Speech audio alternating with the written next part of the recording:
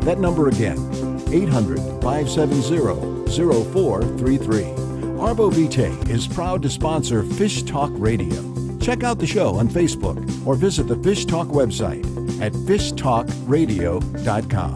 The first caller will receive a 30-day supply of Arbo Vitae with no obligation, so call now, 800-570-0433.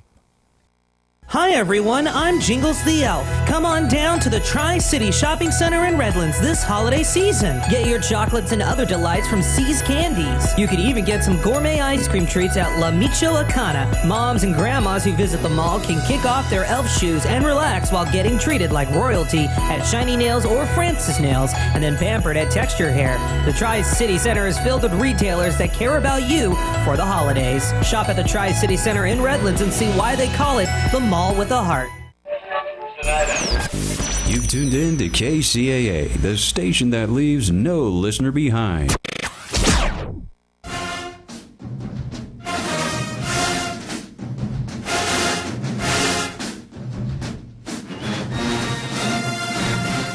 Welcome to the 90 Degree Show, the sports center for college marching bands, where we recap the ultimate battles from this weekend.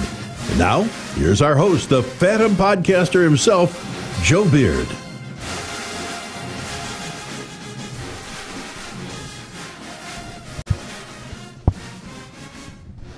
All right, everyone. Welcome to the 90 Degree Show. I'm your host, Joe Beard, and happy to be of service for you. We appreciate all those listening through iTunes, Facebook, Twitter, our website, our blog, watching us on kcaaradio.com, or wherever you are on the interwebs, or if you are riding in your car, low riding on the West Coast, 10:50 a.m., 102.3 FM and 106.5 FM. Thank you, and we appreciate you listening. If you like the broadcast at the end of the show, we appreciate a donation to the network. If you feel so in your heart, of course, just simply go to themarchingpodcast.com and click on the donate button to help improve the show and help build our scholarship fund. All right, tonight's show is brought to you by Block Band Music and Publishing, SAY Marketing and Promotions, and blockusup.com. We hope you enjoy the show. First, I want to give, again, I have to do this every week, give a shout out to all the people that help to put us in this great platform and donate to our cause. So thank you very much to you. And we welcome you to the 90 Degree Show. Glad to see we are back full strength this week and to see my lovely co-hosts here on the TV. How are y'all doing this evening? Great. Good. Thank you for the compliment, Joe. I appreciate that. Yeah, no problem. So I just want to give a shout out to each one of you. I am a little bit under the weather. I feel better, but you know, if I feel or sound a little funny, you have to excuse me. And I'm gonna switch it up on you guys. But I want to say hello to the judge that everyone is scared of, my soror. And root to the Reds. Just want to put that out there. Yeah, I was about to say, we got to represent. How are you doing? Miss Bridget Bell, how are you doing in this show tonight? I'm doing great, Joe. How y'all doing? I'm glad to be back this week. Thank you for your prayers and for letting me get back on this week. So I'm doing great. How are you doing? I'm doing good. Thank you for being here. And yes, we were holding you up in prayer last week. Saw on Facebook you were back in Eufaula, Ufeezy. I saw you were back down there. You know. Yeah, back in Eufaula. Not for good times this time. We had death in the family, but we're just glad to be here another week. Good. And next, I want to give a shout out and of course say hello to my next person, the great, a.k.a. what you know about dial-up connections, a.k.a. Madam C.J. Walker herself, Christy Walker. How you doing in this podcast, Christy? Don't call me that, but hello. I was going to try to do some type of Black History female it's every week. It's 2/3 right. I'm about to say. Well, 2/3 right, yeah. My middle initial's not J, but yeah. But yes, thank you again for being here. And the great, the one and only, owner and founder of Block Band Music and Publishing, Prune Juice himself on the Fifth Quarter Forum, the illustrious Rashad Waters. How you doing, brother? How you doing? Throw it up, throw it up. What's happening, Joe? Good to see you and everyone else. Yeah, man. Glad to see you guys are here, touching base with you guys. For all the folks that didn't know a dial-up connection, Chrissy told us last week, again, back in the 90s. See, most folks didn't know this, and I was telling some people last week, they're talking about dial-up. What's that?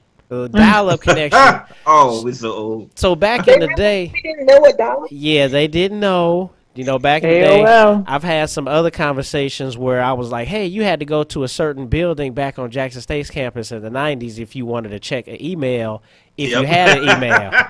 And they laughed. They were like, what? And it was like, nah, man, we didn't have cell phone. We didn't have none of that stuff. So, so yeah, I had a big old dial-up. back phone about this big. Yeah. I actually had one in high school, but it was only for emergency because it was real expensive, and it was like a book bag. And it was my parents. I ain't front like it's mine. It was my parents. So it was like, you know, don't get in trouble nowhere. You could call us. But yes, dial-up was the bomb back in the day, and it would tie up your phone lines. So some folks had to buy another phone line just to go on the internet with. But of course, we don't have that issue now. But yes, I thought it was funny when you told that story last week, Christy. So, also too, really quick, someone else asked me about band tapes, and I was kind of dating myself. Band tapes was the bomb. Yes, See, they were. people don't understand that band tapes was the bomb, and you had a VCR. Come on here, VCR. And you put it in there. Story. Oh, I have so many stories through the years of that. Yeah, so that was the bomb. And then, like, you couldn't necessarily you had to get a band tape. Like, if you got one or if you had a collection, you were like the bomb. Like, you were that man. You were that person. You know what I mean? But Right. yeah. Like just in the early days of the Fifth, you know, we had like a band tape trade forum, and right. Oh, yeah. And fights would get started because some people would try to take your band tapes home for the Christmas holidays, and you'd be mad. Yep. Yeah. I still got some missing band tapes. I'm pretty sure Rashad has one of mine. I don't have it. I don't have any of your band tapes. Why should I have one of your band tapes? Okay, so let me tell the people that's tuning in.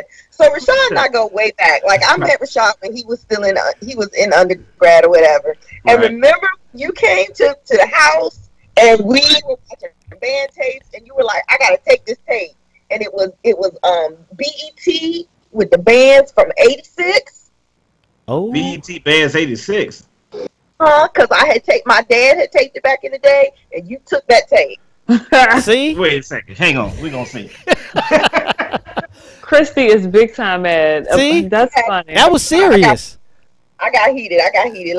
Let me bring it back. That's what I was trying to explain. That's what I was trying to explain to a lot of the people still in the band, Jackson State, or just the young folks. It's like, man, that band tapes was serious, man. Like, because I know a couple times I tried to go somewhere and someone would have my tape. I'm like, man, I'm trying to show some folks the band.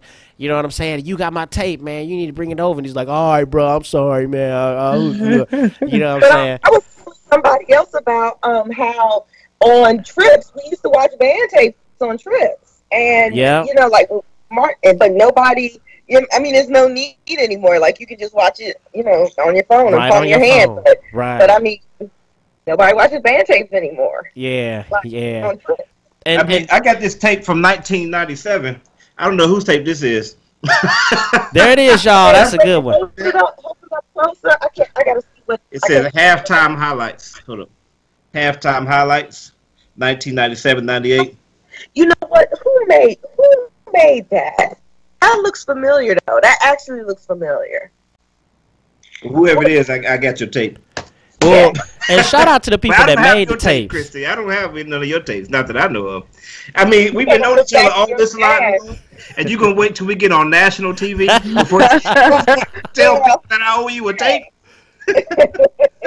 I'll tell. That's what I was trying to tell. It was serious. It was serious. And shout out to the people that actually videotape. I know when I was at Jackson State, James Weary and Bootsy Weary, is the whole Weary family. Their dad would tape all of us. So shout out to him. And when I was at Smith, Brother Robert Covington. I just found out his government name today. Mousy. Everybody at Smith knows Mousy. He KK Psi. But yeah, definitely Mousy. Shout out to him because I told him, I was like, man, what's your real name? You know what I'm saying? I didn't even know his real name. But shout out to Mousy. And I hope you got that South Carolina State tape from '96 because, you know, South Carolina State, you know, they took an L to Smith. I like to bring that up every week. That's the only proof. Yes. Yes, tape or it didn't happen. Yes. Tape or it didn't happen. So I had to throw that out there, but thank you all again. We back full strength. We usually talk about the most intriguing battle of the weekend, and I was trying to find the CIAA matchup with Fayetteville State and Virginia State. I was also interested in the SEAC championship, Tuskegee. Shout out to brother John Lennard. Shout out to your brother. We chopped it up with him. Y'all make sure y'all go check that out. Tuskegee played Fort Valley State, and Tuskegee won the SEAC, and Virginia State won the CIAA. So shout out to them. But I think probably the most popular from this weekend was the S and Texas Southern. But we've covered the SWAC already, and we covered them more probably in the Bayou next week. So we didn't want to, you know, make Southern people think that, you know, this was like they show or anything like that. You know. So tonight, I wanted to talk to you guys about, are these band rankings and band polls, are they helping or are they hurting us? Now, I have got two sides, a lot of different opinions, so I definitely wanted to ask our band director, owner and founder of a business here, and the great, I can't think of another famous woman right now to call you, Christy. But yes, we actually have some information, and we want to discuss this. And the phone lines are open, so we definitely want to hear from all you band heads. We all know each other.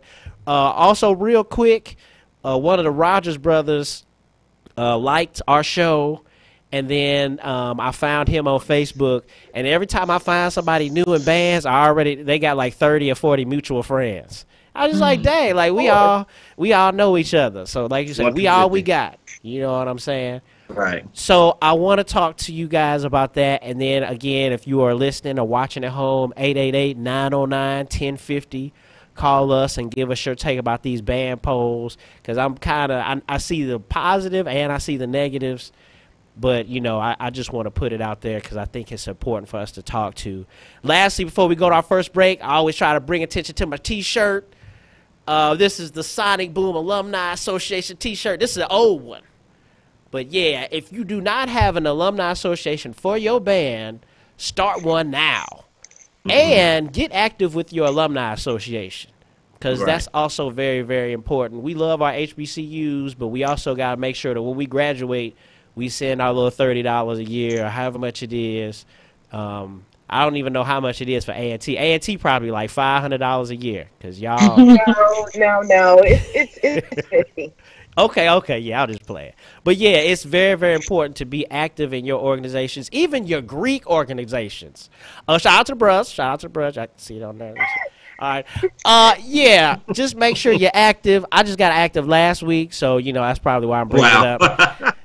Last week, really? No, not really. I see. That's what I get for trying to bring it up. But no, our fiscal year starts in November.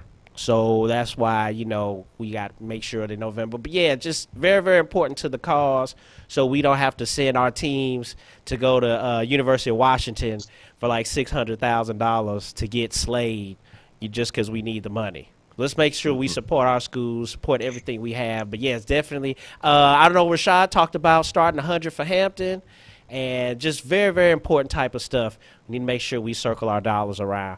So let's go ahead and go to our first break real quick, because I definitely want to get into this conversation tonight and see what you guys think about these band rankings. And centered around an article, The Undefeated from ESPN is putting out some rankings this year. But we've also seen them in other avenues and stuff, so I definitely want to get you guys' take on that. So, again, call in 888-909-1050, and we'll be right back after the break. Your host, Joe Beard, and the 90 Degree Show will return in a moment.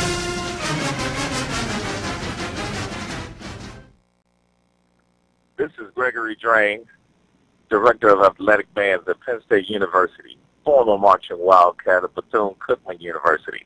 And you're listening to the 90 Degree Show on the Marching Podcast Network.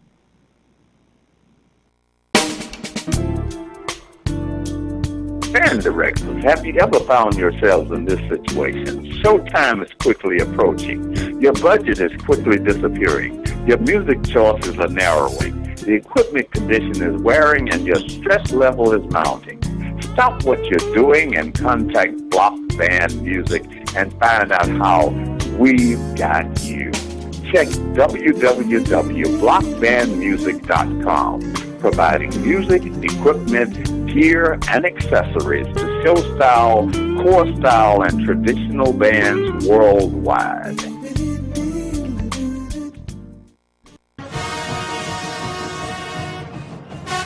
The source for fair and factual information on your favorite college bands, blockusup.com. Well-written articles, in-depth band performance analysis, helpful resources for band directors, fun band-related topics, and exclusive interviews with some of today's brightest and most talented leaders of college marching bands.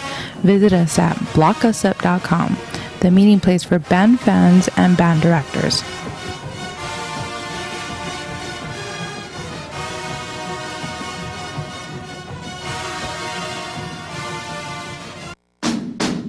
And now, more of the 90 Degree Show with your host, Joe Beard. All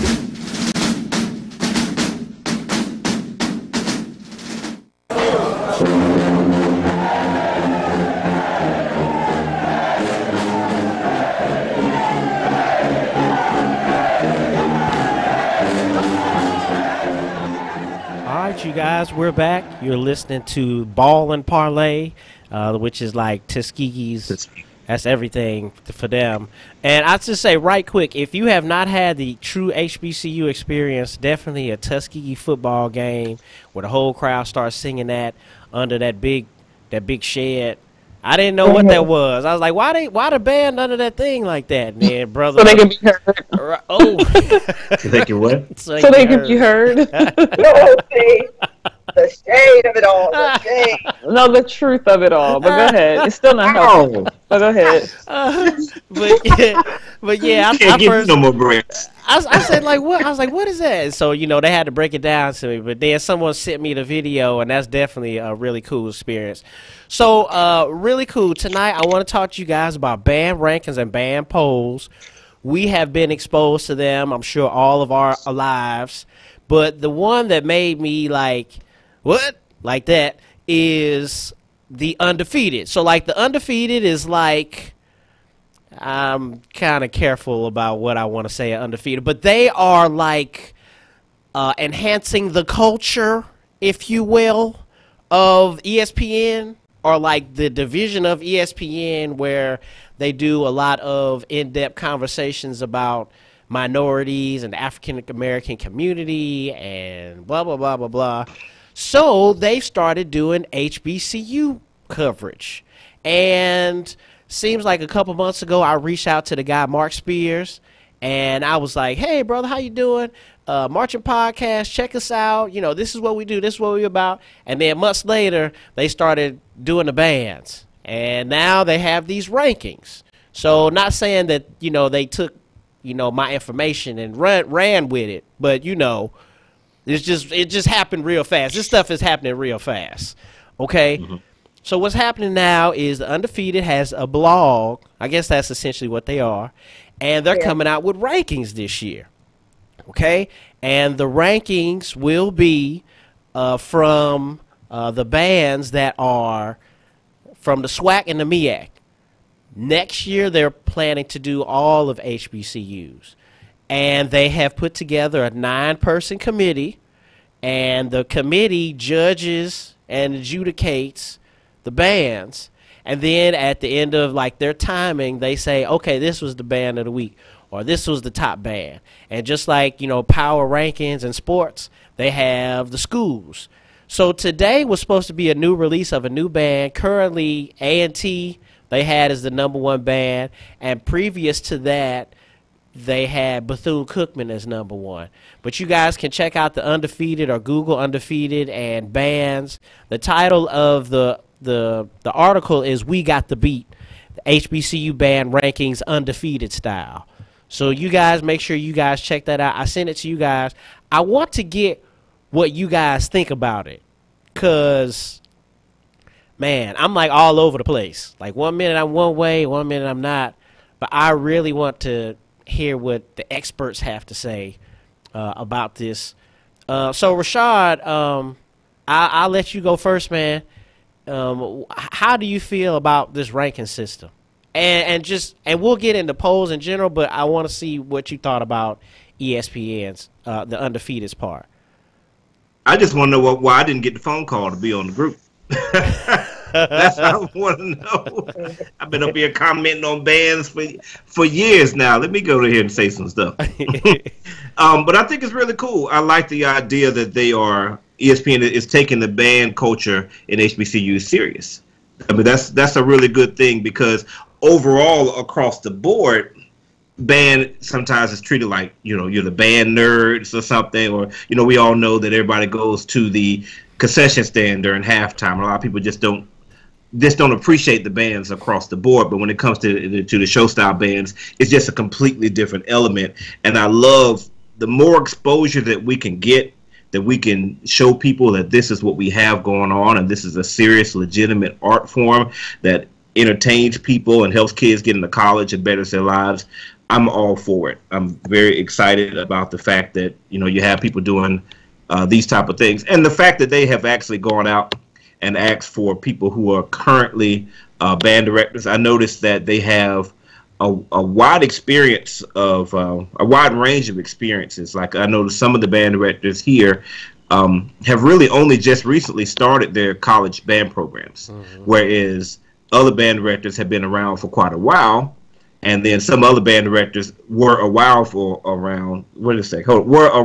while and then have since retired. So it seems that they have a pretty interesting mix of band directors that will be looking at this. So I'm pretty excited about the whole thing. I'm interested to see what they're going to come up with. Okay.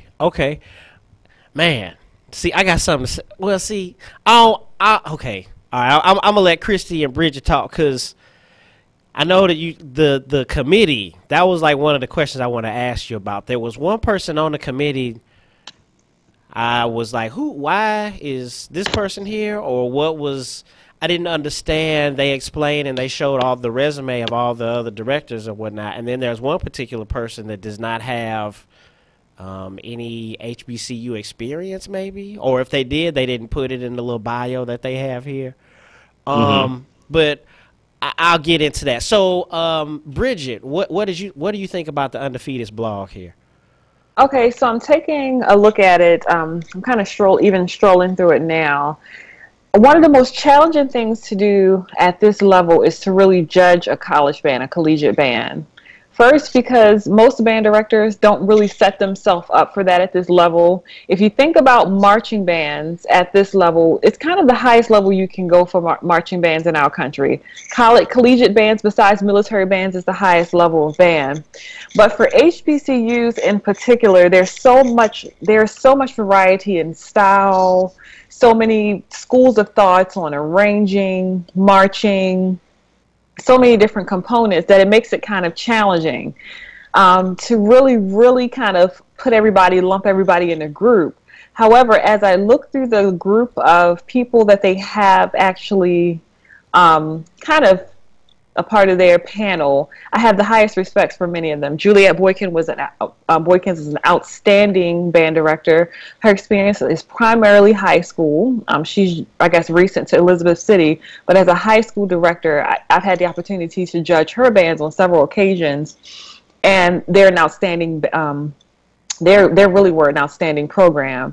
Under her leadership. Tamisha Brock, I'm just kind of getting to know her. I guess she's the new director of Clark Atlanta. Is she coming from Elizabeth City, Christy? Do you know? Yeah, she was the head of at Elizabeth City, and then she went to Mississippi Valley State for a short little bit, and then she went to Clark. Right. And so we have some directors who have a wealth of knowledge, Dr. Reginald McDonald, Dr. Julian White, and even the person, Dr. Linda Morehouse. She's an associate director from LSU's, she's an LSU director. And as I look at the criteria, do you really have to march our complete style to understand what we're doing? There are some aspects that I think we have to understand. However, there's some basic elements as I look at the criteria as far as auxiliary, musicality. I'm not sure how they're dividing them, or are they all just kind of talking about there is a balanced perspective that I think we need. So I think she adds a little bit of that balance for us. The hardest thing is most directors, and I've heard collegiate directors to say this, who's going to judge my band? Most of these people, either I talk or they're my friends. And then a lot of directors come from a biased perspective. Who doesn't think they march for the greatest program in the world? You could have marched for a two-step-in junior college, and you're going to think two-step-in junior college is the greatest band in the land. So here I go, as a doctoral student, I think about the bias that comes along with being an adjudicator. Can we objectively look at another program and find quality, find rooms of improvement? But the other side of it is, can I accept that as a director, that, hey, maybe I'm not the greatest program and I may need some work in this area? That's a very fine line. I'm not sure if the HBCU culture is ready for serious critique and criticism. I'm going to tell you, the old school directors are not ready. The newer school may be well open to it. I think there's a learning curve that can happen as a result, but then there are some areas of where people don't want to change. So the polls, I have several, I'm kind of in between with the polls. I see the benefits of some of the polls, but then I kind of also go, well, is there going to be bias? Who are we looking at? The Undefeated, I haven't seen many of their polls, but as I look at some of the other ones, I'm like, I'm on somebody else's website. I'm like, every band here is a SWAC band, so there's a bias. Clearly, you're from Texas Southern or from somewhere there, and so none of the MEAC, SIAC, CIAA schools are represented. The style, you have to think about things like, does style impact how people feel, or size rather? Will size impact how people feel about band? So there's a lot of points to consider, but overall, the polls I think they're okay. People will have their opinions, and that's exactly what it is. It's just another opinion. Christy, what you think? Well, I agree with a lot of what Bridget and Rashad had to say. I have to be honest, when the Undefeated first started coming out and talking about HBCU bands, I kind of shrugged it off, and then when they started doing the polls, I was like, oh boy, I wanted to hate on it. I really wanted to hate on it. But then I went and I did a little bit of reading on the site and looking at the people who were judging it. And I thought that they really did a good job. Don P. Roberts did a good job picking the people, the directors and whatnot that were on the panel. Mm-hmm. I like the fact that there were people of different ages. So, Tamisha Brock is on the younger end, and the lady that is the director of Elizabeth City now. You have a mix of retired people that's been in it for a long time, and people who are, I don't want to say fresh new band directors, but on the younger end, which I think is important. I think the group is diverse, and I actually don't mind the one woman, Dr. Morehouse, even though she is at a PWI. It really doesn't bother me, because I feel like you do need to have a little bit of mix and diversity. The only thing that I wish they would have done on the panel is to actually add a band head, because I don't want the panel to get too academic that it's missing some of the magic that Joe Bandhead brings to the table. Why are you laughing at me, Rashad? I'm being serious. No, I said you want just a little bit of ignorance, just a little bit. Well, no, I'm not saying ignorance, but I do think that the average bandhead should be considered. I mean, I'm just about, I like the diversity. So polls are good when they work in your favor. Like Right. I think about Bias. Yeah, I think about like the Princeton Review. So the Princeton Review, they rank colleges, and I think they do high schools too, but I know that they do colleges. And everybody wants to be on that Princeton Review list when they get the top, best quality of life. They want to be on the top of that poll. But then when the best party school comes out, no school wants to be on that. Like, they don't want to be known as a party school. So I feel like polls are what you make of them. Like, when they're in your favor, they're awesome. When they're not in your favor, they're not. So, I am really interested in seeing how they progress throughout the year. I just wish they had like a. Actually, I'd be fine. And I know that the four of us talk all the time, but it doesn't have to be me. But I feel like if one of us would be on it, I feel like it would give a little bit of. It would give it a little bit more gravity, a little more weight. But other than that, I'm interested to see what they're going to be bringing. Yeah, I like all of what you guys said, and then we got a call. I think John is on the phone, but the opposite side of that is that when I started the podcast, I wanted to have some type of, and I actually did a show. It's called Implementing a Win-Loss System for college bands, and I was tired of people saying, "Oh man, y'all got crook on," what I'm saying, "we beat y'all." No, we beat y'all. So it's like, we need to figure out a way to decide this. And so it's like maybe we come up with something, and I know that other people have tried to do this. We talked about the article on Block Us Up a couple years ago where he did, just last year, where he did the Honda, and he made up his own scoring system. So I appreciate that, to maybe say, hey, this guy won, or this band won, or this band lost. But the other side I don't like is that I actually talked to some more people when I started the podcast, and this guy Tim Hinton, who's actually on the Marching Roundtable, he was saying that the spirit of college bands are to support the team or to support your school. So it's okay to have that dialogue to say, oh, this band won or this band didn't, but not actually to come up with a win-loss thing. And that might be a little bit more for like DCI or maybe Drum and Bugle Corps or something like that. But the spirit of college marching bands would be actually to support your school. And then the other part that I thought about was that, I don't know. I know I talked to a couple of directors, and they said that they did not want to be a part of this. And they felt that it was kind of setting up. It was like ESPN or the Undefeated really not knowing specifically what they're doing. And this, I think, goes to you guys' point that maybe they should have had like a band head or someone who actually knew what they were talking about on there. Not saying the directors didn't, but this might be a little bit too academic where you putting this scoring system in there and you're not actually exposing the world to the craft. Maybe like what we do, maybe our dialogue here, maybe our opinions about, like Bridget doesn't like crank. You know what I'm saying? Exposing the world to more of that conversation.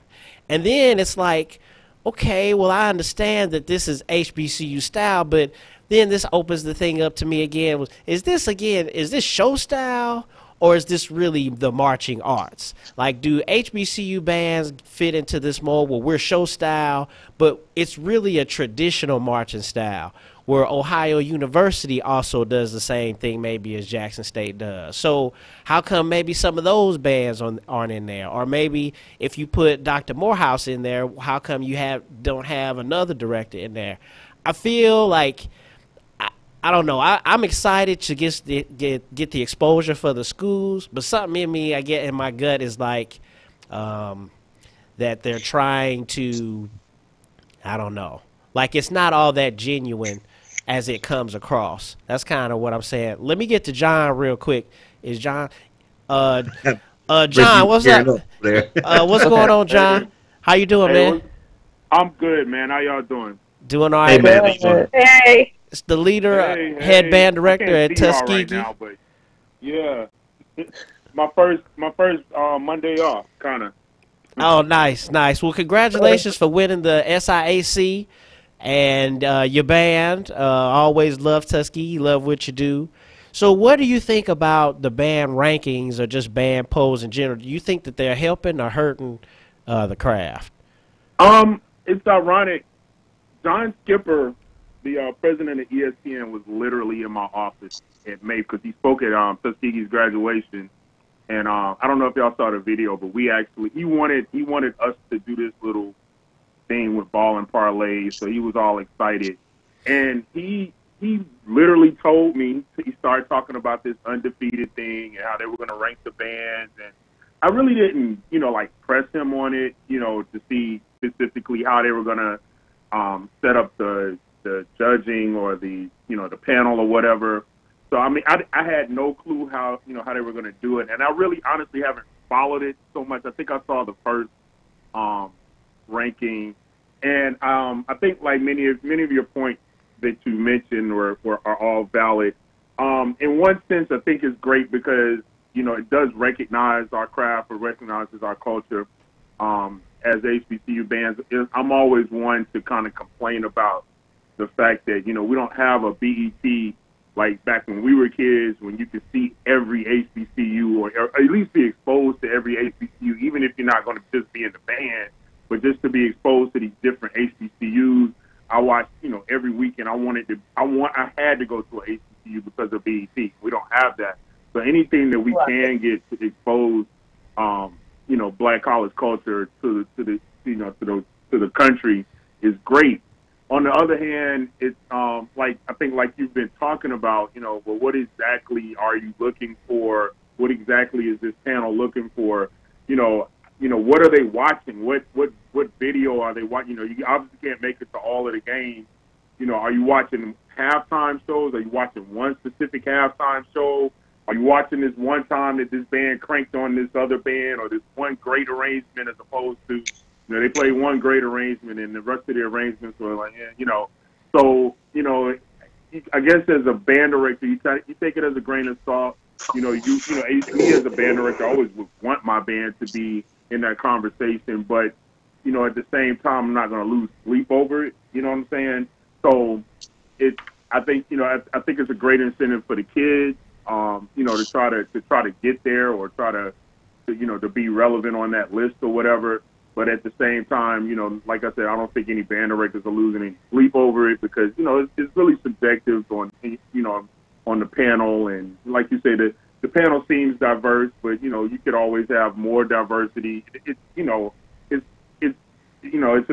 opinion based, and it's even harder to judge that than even to judge like football. You know what I'm saying? Because at least they have wins and losses. Right. So I guess that's my perspective of it. Yeah, and like you said, that diversity, it's like, when is it like so much opinion or when is it validated? That's why I think Rashad and I have done well, and I was happy when he joined the show because he'll say, well, Morgan State came and they played B flat in the song. Maybe you should try your thirds and try to stuff that I couldn't even be talking about. So I think that adds some validation to it, but I'm not sure exactly what the Undefeated is going for. Their criteria they have in the blog is that they're going to be judging the drum majors, drill and design, musicality, which right there, that musicality part could be a long range of things. Percussion. Oh, absolutely. I heard the word crank a few seconds ago, so that kills musicality. Everybody has a different view of musicality. So right. Percussion. I think there's a standard criteria of musicality across the board, but guess me tell you, in the HBCU world, they threw that word cranking and all that went out the window. So keep on going, Joe. And then I talked to Tamisha Brock, and she said that it's fun, it's fun, and they do have strict rubrics that they're following, and it's fair, and the rubrics that they're using is not too much room for bias. But she thinks Joe, let me tell you. Well, let me tell you about the rubrics one. I have a couple of things on this. All right, so from a band director perspective, there's two things that I'm looking at. Yeah, I see some diversity. One of my issues is if you look at the list of directors: Elizabeth City, Clark Atlanta, Texas Southern, Albany, Tennessee, LSU, Florida A&M. What do you notice? Every single person on the panel is from the South. Nobody. We don't even have anybody from Virginia. The closest to Virginia is Juliet Boykins because she was in Virginia for a while. But every single director is from the South. And then we're talking about rubrics. Come on now, we know rubrics. How do we know it's a validated rubric? You know, what's the criteria? Well, how was it kind of measured? That's the kind of thing that kind of throws me off. So who created the rubric? Mm-hmm. Where'd you get it from? What standard are you using? Are you using something from a high school band festival? Are you using Bands of America? Where did the rubric come from? So there is going to be some level of bias. If you're just kind of talking and giving your opinion, I can almost go with that better than the rubrics, because rubrics aren't really a true indicator for the directors. That really kind of throws me off, those two things. So that actually rolls into my next question then. Do you guys think that we should start talking about traditional bands? Is this, if we're talking about marching bands and marching arts and all this stuff like that, is this specifically to HBCUs? Well, we know it's not. So in our conversation, and even in this blog, should they be talking about your Stanfords or the bands like Wisconsin? I've seen Wisconsin, march traditional and all that. Are we starting to create this box where we're talking about black schools and show style or shucking and jiving? You know what I'm saying? Please, somebody tell me. Let me just say this. You use Stanford as an example. Stanford is a scramble band, and the way that Bridget feels about Crank, that's how I feel about scramble bands. Let me just put that out there. I can't. I cannot. I will not, and I cannot. Go ahead. I love Stanford, by the way. Sorry, Christy. Do you really? I love their like free. I guess I love their free will, free spirit. I mean, I'd never, but I love them. Okay. Well, see, I think it's funny because you and I go way back, and I know that's how you roll, and we just gonna have to agree to disagree on that because.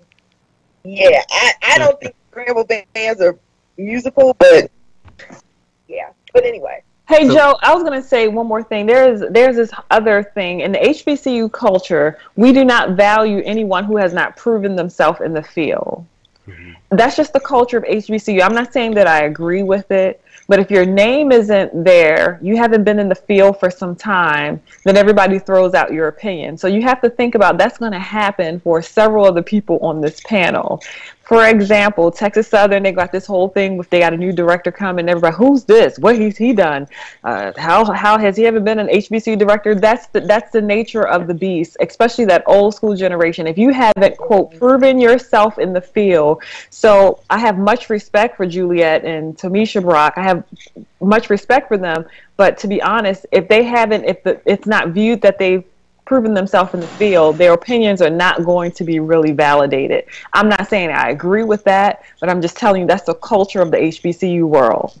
Mm-hmm. Someone like Reginald McDonald, Julian White, they will eat their opinion up because they've been in the field. It's not even a male or female thing, but they've been in the field for a while. Right. So their opinions will be highly valued. However, for those names that are not as kind of noted, they're not going to get that same level of respect. Mm-hmm. That was my concern as well. Joe, were you ready to get into the traditional versus show style? Well, sorry. Yeah, that was no. It was kind of the same conversation, just because if this is highlighting the craft, if you will, mm-hmm. do we need to then include other bands? Because it really is a traditional thing versus core style.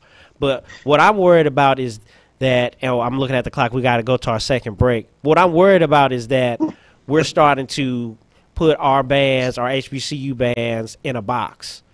And then basically, because part of me was like, well, how come they're not judging all the bands like across the board? Like, even when we talked to the guy that was doing the National Marching Band Championships, a lot of people asked me, it was like, well, how come the HBCUs have their own day to compete? How come it's just not all the college marching bands competing? There's, all the bands that are traditional and all the bands that are core. How come that there's an HBCU night and, there's like a University of Texas night? So we'll come back to that. I want to kind of get your opinions about that, and I want to ask you guys one more question about this. But we'll go to hear our second break, and then we'll be right back here with the 90 Degree Show. Your host, Joe Beard, and the 90 Degree Show will return in a moment.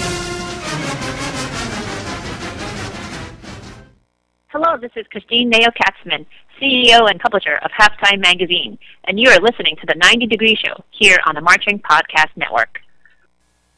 Hello, everyone. This is Joe Beard from the Marching Podcast. Is your school, club, or organization looking for high-quality decorated apparel to outfit your students, staff, club, or team? Tired of the same old boring white T-shirt? Are you in charge of the upcoming fundraiser or special event, but don't really have time to troll the internet for ideas or compare products? SAY can help with design and product selection. We can even assist with ideas on conducting an effective fundraising program. SAY can help you save time and get your message heard. So call 1-800-975-3156. SAY Marketing and Promotions. Give your brand a voice. The Marching Podcast Network is a network of podcasts with the purpose to inspire, educate, and show positive images in our community. Our network produces podcasts about college marching bands, business, health, finances, college preparation, spirituality, instrumentation development, along with one-on-one interviews with strong role models in our community. Looking for a podcast network that educates and inspires to make our world a better place? Then listen to us. Check out our website at themarchingpodcast.com. Tweet us at Marching Podcast or follow our blog at blog4.themarchingpodcast.com. The Marching Podcast, changing the world through positive interaction. And now, more of the 90 Degree Show with your host, Joe Beard. All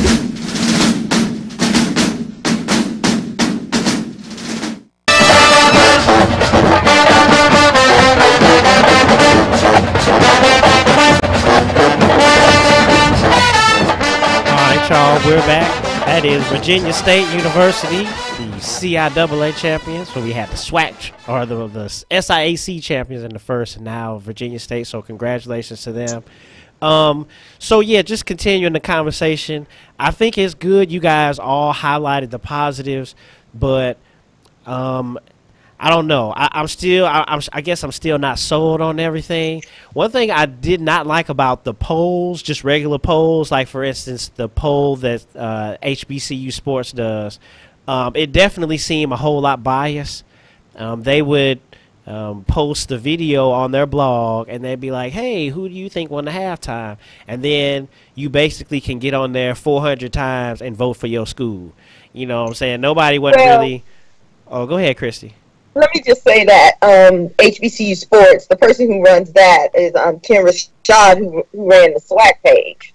So it's basically the SWAC page, and they changed their name and they rebranded, and they opened themselves to all HBCUs. But I guess you could say it has a heavily SWAC lean, which is not bad, but it is what it is. They used to say fifth quarter has a heavy MEAC lean, so it is what it is. So just to give you some context there. Yeah, it's cool. I mean, I still think it's whack. I didn't know that.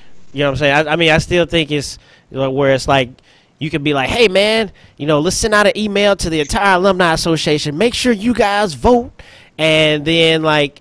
That's kind of, I guess, where I'm going to, the whole validity of this thing. Like, is it actually helping our bands or is it not? Or is it based on, like you say, who actually showing up to vote? Is it all isn't that exactly what they're combating here? That if anybody can vote and things can be lopsided exactly the way that you're talking about, isn't that exactly what the undefeated is trying to go against? Yes. Instead of having unlimited people voting as many times as they want, you have a panel of experts, and you have a very diverse panel of experts that's deciding, here's who we think is the best. They're not judging them, I would per se. This is not like, again, like that that big band competition that you were just talking about again, where you're actually getting down, adjudicating them and saying, this is what you did right, this is what you did wrong, this is how you can get better. This is just a panel of experts saying, this is what we like the best. So I think this is the best way to fix that problem that you were just talking about, Joe. Bet. So we agree there. But then it goes to what Bridget was talking about, is specifically how we're doing that. How does the panel get selected? What are it's always going to be some measure of bias. There's always you can't take that out of it. That's just a natural part of, even in science, there's always some type of a bias. But you have to acknowledge what your biases are so that the audience can be very well aware. That's a part of research. Like anything that's opinionated is a part of bias. So you can't get rid of the bias, but you have to acknowledge and you have to understand that you have a bias. I have a bias towards Morgan State, MEAC, certain sounds. I absolutely do have a bias, but you have to be willing to acknowledge that and understand there's also different ways of knowing. Right. And I think that, this panel here, I think it's going to be the way to deal with bias is to have a balance. So on either end, you have Lawrence Jackson, band director at Southern University. You couldn't have anybody more different than him than Dr. Julian White, who was the band director at FAM. When you're talking about polarities, there's not two bands that are more different than FAMU and Southern. Now, at Block Band, in our arranging, we tend to qualify arranging styles under 3 styles. So we call it the Southwest style, which is what you think of as your SWAC and your cranking and things. The Southeast style, which is more of your Bethune-Cookmans, your FAMUs. But there's also a North style. And the North styles are more known for very technical playing. They play a little more intense than the Southeast, but not quite as intense as the Southwest. And I think that you have good representation from that group as well, because, again, you have Dr. Reginald McDonald coming from Tennessee State. We, with Block Band, we do consider that the North. We consider Tennessee State's not the North, Rashard. That's not even anywhere close to it. No. When you're talking about show style where all the bands are in the South, then yeah, pretty much that's part of the South. That's part of every band on that list, every director on that list. Part of the North style. Now, you mentioned Juliet Borkins a second ago, and you mentioned that most of her experience comes from high school. And when she was in high school, she is a native of Virginia. And she did many more years in Virginia. And I'm not sure if she won. I think she might have won High Stepping Nationals twice. Actually more than that. She's won it more times than that. But let me ask you a question. Do you consider Virginia a northern state? When you're talking about the Mason-Dixon line? wait, are you guys talking about geographic? That's Pennsylvania. Right. Because that's Maryland, Pennsylvania. But what I'm talking about, if you're talking about this Southeast style, all this, right, the arranging. Then when people think about Norfolk and they think about the schools kind of further down from Virginia down, they're considering it more of a Southern style. Now, I'm not talking about necessarily the arranging style. Some of the arranging style is even very similar to those bands there. The MEAC have a very distinct sound. SWAC has a different sound. They have different sounds in there. But I don't think there's, even in that, I don't even think there's fair representation. If you go with your criteria for sound, I don't think there's fair representation on that as well. Bridget, what's a up north sound? I'm just curious to know your opinion. Understand this. I don't agree with that concept. And Rashard and I have had it out last season about that. I don't agree with that concept at all. And so that's what his company kind of dictates as a north sound. I'm talking about the region and the area is what I'm looking at of the people where they're coming from. So everyone there marched in programs from Norfolk all the way down to Tennessee, wherever. You're saying nobody's from Maryland is all you say. Nobody's from Maryland or Bowie. Nobody went to Miles. Can I tell you this? Not only that. There's more. There are very many more schools. There are many more schools that are in different regions. So I even think about the side. Let's go to the Ohio side. No one's from that side, that Midwest. No one's from the North. So it is not a wide variety of people from different ranges. And let me tell you, when you're checking for bands, nobody checks for bands in those areas. Let's be honest. If it's not Virginia and down, nobody checks for them. And we have to be honest about that bias. There is a bias towards that is. And it's because most of the directors come from bands in the South. And if you're a band director is not a Southern band director, nobody's going to check for your band. For instance, Melvin Miles is an outstanding band director, but he's a Northern guy. He didn't march in the South. He didn't play in the South. So nobody checks for him because he's not from that culture. And we have that bias within the HBCU world. Where does your band director come from?